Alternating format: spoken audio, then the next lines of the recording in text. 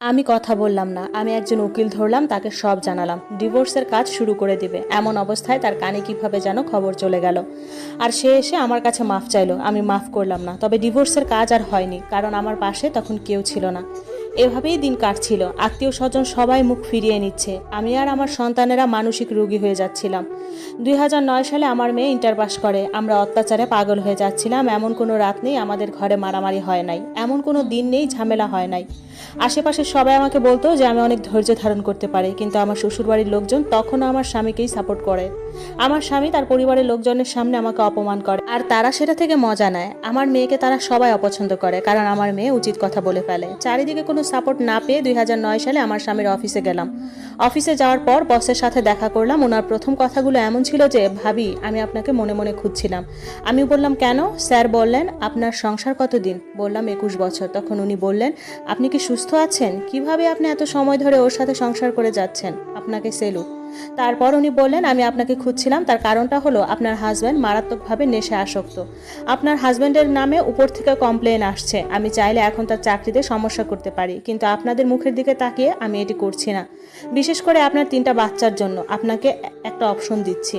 তখন আমি বললাম, কি অপশন? উনি বললেন, আপনি ডিসিশন নেন, আপনি কি তাকে চিকিৎসা করাতে চান? তাহলে অফিস থেকে আমরা সব ধরনের হেল্প করব। তখন আমি স্যারকে বললাম এর আগে 3বার চেষ্টার কথা।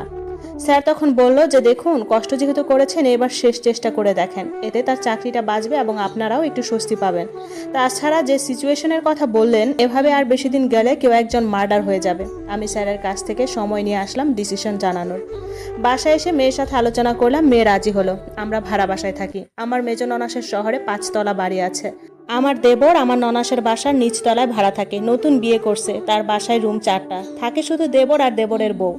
তো আমিও যেহেতু ভাড়া বাসায় থাকি, তাই ভাবলাম যে আমার স্বামীকে রিহাবে দিয়ে আমি আমার 3 বাচ্চা সহ আমার দেবরের বাসায় উঠবো। সেখানে অর্ধেক ভাড়া শেয়ার করব। আর বাজার খরচ আমি দিব। তাহলে মোট বেতন থেকে আমার স্বামীর চিকিৎসা খরচটা বের হয়ে আসবে। এই প্রস্তাব নিয়ে গেলাম দেবরের বাসায়। সেখানে আমার শাশুড়ি, আমার বড় ভাসুর, আমার 2 ননাস, দেবর আর দেবরের বউ উপস্থিত ছিল। আমি, আমার মেয়ে আর ছোট ছেলেটা গিয়েছিলাম। সর্বপ্রথম তার বাসা মানে আমার দেবরের সাথে কথা বললাম। সে বলল, ঠিক আছে ভাবি, সমস্যা নাই, তুমি থাকো।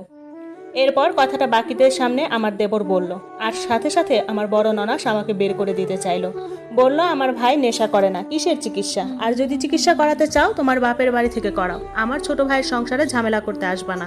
তখন আমার মেয়ে বলল, আমরাই কি ঝামেলা? তার ফুফু তখন বলল, তুই যদি আমাদের হইতি তাহলে আমার ভাইকে মিথ্যা অপবাদ দিয়ে রিহাবে দিতি না। তখন আমার মেয়ে বলল, তোমাদের জন্য তো আমার বাবা নষ্ট হয়েছে। তারপর আমরা মা মেয়ে চোখের পানি নিয়ে ওখান থেকে বেরিয়ে আসলাম। চিন্তা ভাবনায় আরো 1 মাস কেটে গেল। এদিকে অত্যাচারের মাত্রা চরমে।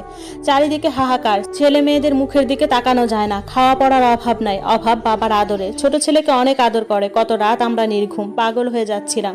এক রাতে চরম মারামারি হলো।